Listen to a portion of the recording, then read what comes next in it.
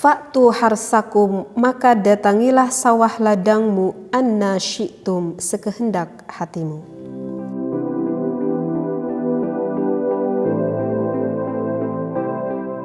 Bismillahirrahmanirrahim. Assalamualaikum warahmatullahi wabarakatuh. Bismillah, alhamdulillah, wassalatu wassalamu ala rasulillah. Berjumpa kembali, mari kita lanjutkan pengkajian kitab Fathul Ijarnya. Mudah-mudahan kita semua berada di dalam rahmatnya Allah. Amin ya Allah ya Rabbal Alamin. Di dalam Fathul Izar ini pada halaman kelima ada ayat Al-Quran. A'udzu billahi minasyaitonir rajim. Nisa'ukum harthul lakum. Istrimu adalah sawah ladang bagimu. Fa'tu harthakum, maka datangilah sawah ladangmu, anna syi'tum, sekehendak hatimu. Wa qaddimu li anfusikum, dan dahulukanlah untuk dirimu. Nah, ayat Al-Quran ini, jika kita berbicara akan asbabun nuzulnya, mengapa Allah menurunkan ayat Al-Quran ini dikarenakan annal muslimina qalu, karena pada waktu zaman dahulu orang-orang muslim itu saling membicarakan bagaimana dia berhubungan intim begitu ya. Lebih spesifik ke bagaimana pose-posenya ataupun bagaimana cara-caranya dia melakukan berhubungan intim gitu. Maka orang-orang muslim ada yang berkata, oh kalau saya tuh suka dengan posisi berdiri, misalkan saya suka seperti yang jongkok mungkin gitu ya. Kalau saya yang suka terlentang dan ya dengan berbagai yang dia senangi begitu. Nah, sehingga karena banyak orang muslim yang bercerita tentang bagaimana berhubungan intim, dan terdengarlah oleh kaum Yahudi pada waktu zaman itu. Nah, sehingga orang Yahudi itu berkata kepada kaum muslimin, wahai kaum muslimin, kamu itu berhubungan intim dengan gaya beginilah, begitulah, itu gak ada bedanya. Kamu berhubungan intim sama seperti kamu berhubungan seekor hewan begitu. Nah, orang Yahudi itu berkata seperti itu loh kepada kaum muslimin. Nah, kata orang Yahudi bahkan di sini dikatakan lakina na'tihina ala hayatin wahidatin, bahwa bagi kami, bagi golongan kaum Yahudi itu bersenggama ataupun berjima itu hanya menggunakan satu cara saja. Bahkan orang Yahudi berpendapat ini mengatakan bahwa referensinya ini langsung ada di dalam kitab Tauratnya begitu, dan Tuhannya yang telah berfirman, kata orang Yahudi pada waktu zaman itu. Nah, oleh karena itu sehingga hati-hati kaum muslimin pada waktu itu merasa benar enggak ya? Mungkin ada timbul pertanyaan lah seperti itu. Sehingga Allah menurunkan ayat Al-Quran. Fa'akdaballahu ta'ala liyahuda, maka Allah mendustakan apa yang telah dikatakan oleh orang Yahudi tersebut. Sehingga ya turunlah ayat Al-Quran ini. Nisa'ukum harthul lakum, fa'tu harthakum anna syi'tum wa qaddimu li anfusikum. Kata Allah, wahai para suami, istrimu ya sawahmu ya ladangmu, maka kalau kamu ingin mendatanginya silahkan. Kamu mendatanginya dengan senang hati, dengan cara apapun, dengan gaya apapun, tidak ada larangan dari Allah.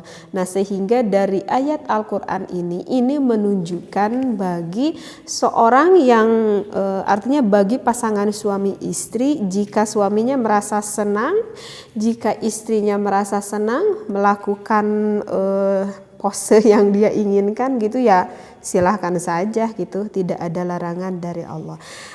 Hanya ada 3 larangan ketika kita berhubungan intim antara suami dengan istri, itu hanya ada 3 larangan di dalam Islam.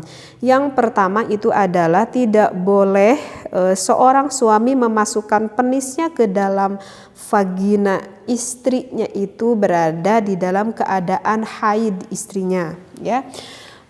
ketika istrinya mengeluarkan darah, maka itu tidak boleh menggauli istrinya, kecuali jika istrinya mengeluarkan darah tetapi bukan haid darahnya, tetapi darahnya itu adalah darah istihadah gitu. Kalau mengeluarkan darah istihadah walaupun suaminya memasukkan penis ke dalam lubang vagina istrinya, itu tidak apa-apa ya.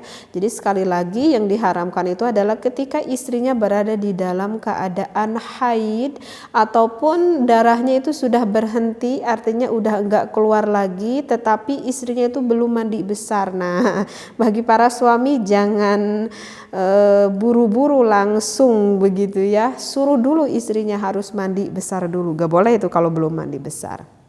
Keduanya yang diharamkan oleh agama itu adalah suami memasukkan penisnya itu ke dalam lubang dubur istrinya ataupun ke lubang belakangnya ya, kayak yang sodomi gitu. Nah itu tidak boleh, itu juga sama hal yang diharamkan oleh agama.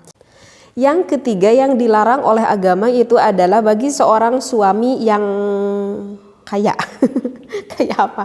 Yang kaya karena banyak istrinya. Jadi yang ketiga itu adalah bagi seorang suami yang berpoligami, yang punya istrinya lebih dari satu alias punya dua, mau tiga, mau empat. Maka dilarang bagi yang berpoligami melakukan bersenggamaannya itu berbarengan gitu ya. Jadi di waktu yang sama, di tempat yang sama, berbarengan gitu dengan istri-istri mudanya. Nah itu gak boleh, itu diharamkan karena enggak ada adab tata kramanya seperti itu ya. Itulah yang dilarang oleh agama. Jadi selain dari itu apakah boleh? Selain daripada itu di sini juga dikatakan fa'tu harthakum anna syi'tum. Itu hukumnya boleh. Menggunakan berbagai cara, misalkan mau gaya spawning misalkan. Apa itu spawning? Spawning itu jadi berpelukan gitu dari belakang gitu. Jadi suaminya itu berada di dalam posisi terlentang gitu ya, dan istrinya pun sama berada di dalam posisi terlentang, dan istrinya itu berada di atas suaminya gitu. Jadi istrinya gak nengkurep tapi istrinya itu terlentang, suaminya pun sama terlentang tapi istrinya yang di atas begitu. Nah itu dikatakan dengan gaya spawning. Boleh dengan gaya seperti itu, kalau dua-duanya suka ya boleh-boleh aja gitu. Ataupun misalkan dengan posisi sitting, misalkan posisi sitting itu adalah posisi duduk begitu, mau duduk di atas kursi ataupun mau duduk di tempat tidur juga itu boleh. Nah biasanya kalau gaya sitting ini tidak berhadapan, jadi istrinya itu membelakangi suaminya tapi di dalam posisi duduk seperti itu.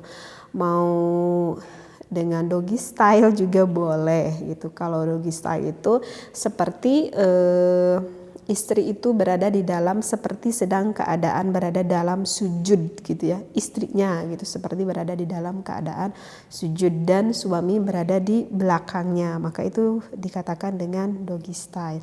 Boleh seperti itu, tidak ada larangan, boleh. Sebetulnya sih banyak sekali cara yang bisa diimajinasikan oleh pasangan suami istri begitu ya. Mau gaya silang gitu ya, gaya silang itu gaya cross seperti itu, ataupun mau woman on top. Woman on top itu biasanya perempuan yang lebih banyak bergeraknya gitu, karena posisi wanita itu istrinya itu berada di atas suami. Nah, tetapi untuk woman on top ini ada pembahasannya khusus nanti di dalam kitab Fathul Izar, dan juga di dalam ada juga saya pernah baca di dalam kitab Qurratul Uyun, tapi nggak akan saya bahas untuk kali ini begitu ya. Jadi itulah inti yang saya bacakan ayat ini ya, fa'tu harsakum anna syi'tum itu. Jadi kita nggak perlu ham-ham lagi bagi seorang muslim, mau dengan cara apapun, mau sitting, mau doggy style gitu ya. Jika suami istrinya merasa senang melakukan hal itu ya silahkan, tidak ada larangan di dalam agama Islam. Hanya saja yang mungkin yang perlu diperhatikan bagi pasangan suami istri itu adalah tidak boleh dengan rasa keterpaksaan. Artinya misalkan gini nih ya, saya kasih contoh. Misalkan pada ketika seorang suami istri itu sedang bersenggama gitu ya, sedang berhubungan intim, misalkan secara otomatis itu suaminya itu kebayang, oh ke istrinya meminta ingin dengan gaya baru, misalkan, Neng saya pengen coba dong kayak orang lain gitu, pengen gaya doggy style, misalkan suaminya itu minta gitu ke istrinya, sedangkan belum pernah gitu melakukan gaya seperti itu. Suaminya meminta misalkan kepada istrinya gitu ya, ujuk-ujuk minta aja gitu. Nah ketika mau mencoba tetapi kok istrinya merasa, karena mungkin belum pernah coba juga, kok istrinya merasa kelihatan gak nyaman gitu, dan istrinya merasa seperti yang kesakitan misalkan karena memang belum pernah nyoba dengan gaya seperti itu. Nah jika seorang suaminya tuh melihat ada gerak ataupun ada gelagat istrinya yang merasa nggak nyaman, itu udah nggak boleh diteruskan seperti itu gitu. Jadi bagi suami jangan sampai egois gitu, yang ingin merasa senang sendiri, yang ingin hasratnya terpuaskan enaknya sendiri, itu nggak boleh gitu. Kalau udah melihat gelagat istri yang udah nggak nyaman gitu, apalagi sampai istrinya berkata, kan kok agak sakit gitu misalkan, ya udah jangan diteruskan seperti itu. Karena kalau misalkan diteruskan secara keterpaksaan, nantinya ujung-ujungnya bukan suatu kenikmatan ataupun keindahan di dalam berhubungan intim tersebut, seperti itu. Nah, tetapi bukan berarti tidak didiskusikan. Apakah harus kita mendiskusikan seorang suami istri maaf yang lebih membahas tentang berhubungan gitu ya, artinya ya berjima gitu ya, harus, apapun itu harus dikomunikasikan dengan baik gitu ya. Jika misalkan udah selesai begitu ya, maka komunikasikanlah gitu. Misalkan kapan-kapan kita coba lagi yuk gaya gitu, aku penasaran misalkan kata suaminya gitu kan. Atau mungkin saja ada seorang istri yang merasa jenuh dan bosan yang ingin merubah gayanya, mungkin saja ada keinginan itu ada di istrinya. Maka bagi seorang istri juga nggak perlu malu gitu untuk membicarakan hal seperti ini. Toh suami udah jadi milik kita dan kita udah jadi milik suami, jadi nggak perlu ada hal yang dimalukan walaupun berbicara tentang hal ini begitu. Nah maka komunikasikanlah dengan baik, komunikasikan dengan penuh kasih sayang. Ada keinginan dari seorang suami ingin membahagiakan istri, ada keinginan dari seorang istri ingin membahagiakan suami gitu. Walaupun awalnya tadi istrinya merasa gak nyaman, jika dikomunikasikan dengan baik, insya Allah maka akan ada jalannya. Jalannya bagaimana? Ya jalannya dengan komunikasi itu, dengan komunikasi yang baik itu, maka nanti pasti akan ada solusinya gitu ya.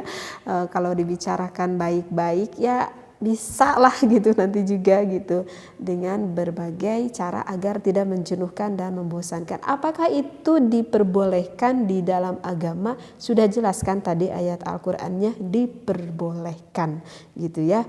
Jadi sekali lagi, bagi seorang istri gak boleh egois, bagi seorang suami juga sama gak boleh egois. Jadi jangan mau senang sendiri, tetapi harus senang bersama-sama.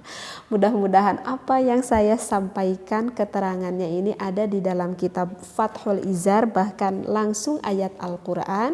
Mudah-mudahan bisa difahami dan besar manfaat, lebih khusus bagi pasangan suami istri.